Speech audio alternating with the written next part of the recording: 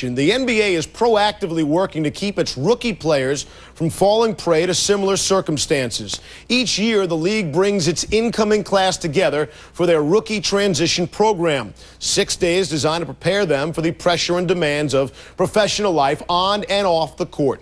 As Andrea Kramer reports, integral to the program is Zachary Minor, whose skits and presentations captivate and educate the NBA's newest additions. All right, ready? Action. I told you I didn't do anything. Oh, right. So that whole thing about the rape didn't cost you the spot on the team you were supposed to play with? It's early September, a downtown New York loft. Zachary Minor and his drama troupe are rehearsing for their roles at the NBA Rookie Transition Program later in the month. Ever think about what you might miss because you're too stoned to pay attention? Huh? What kind of reputation you trying to build for yourself? Hey, man, I ain't the only one that fired up sometimes. I ain't asking about everybody else, man. I'm talking about you. Good, very nice. Minor is a director, educator, and the president of Zing Sports Consulting. For the last 15 years, the NBA has hired him to help incoming players develop life skills.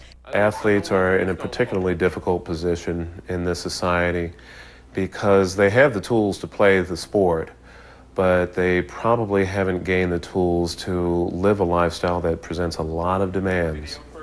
This year, the NBA had Minor address a number of issues, including felony situations, concealed weapons, driving safety, anger management, and gender violence. I think every skit that I've seen this week has been an actual life situation that somebody's going to go through in this camp. Throughout the presentations, there is a strong and recurring emphasis on relationships within a team and with women.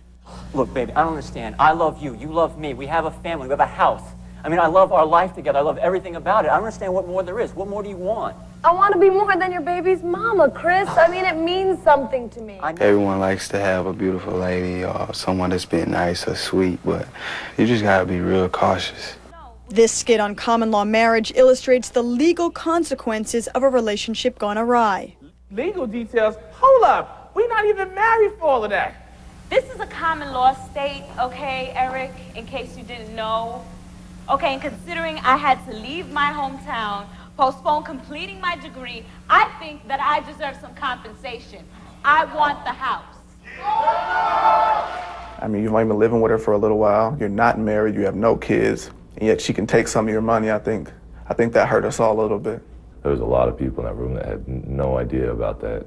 And, you know, that was kind of right at the end before we had a break. And that whole 5-minute break, that's all people were talking about, is that if that's really true, you know, what states, you know, how long is common law? In terms of the issue of common law, it always makes guys, see, even your reaction, why are you having this reaction just at the mention of it? Honestly, I never heard of it. That's something that when I get back to Florida, I'm going to investigate myself. Sean Lampley played in 35 games for the Miami Heat last season as a rookie and has seen the potential pitfalls. He was at this year's program because an injury prevented him from attending last year. I think a lot of times, as rookies, you're naive. So a lot of times you're going to say that's not going to happen to you. Just in general, as far as money, women, I'm too smart for that. They don't know what's ahead of them. So I had to go through it my first year to realize some of the stuff I've been told. So a lot of times it's just going to be mistakes that they're going to learn from that.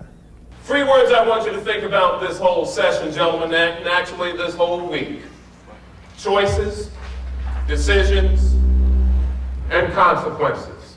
The 3 words that we use in all of our sessions are choices, decisions, and consequences. So when you see this situation, first thing first, understand that you have the power to make better choices for your life. You just got to think before you react. I mean, because in a matter of a second, you can lose this.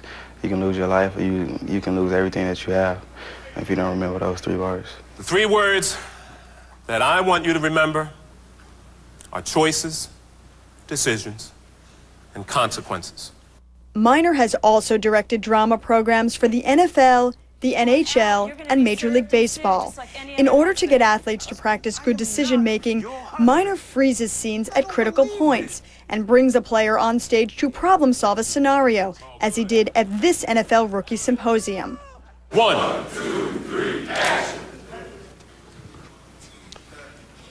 Girl, you know you beautiful.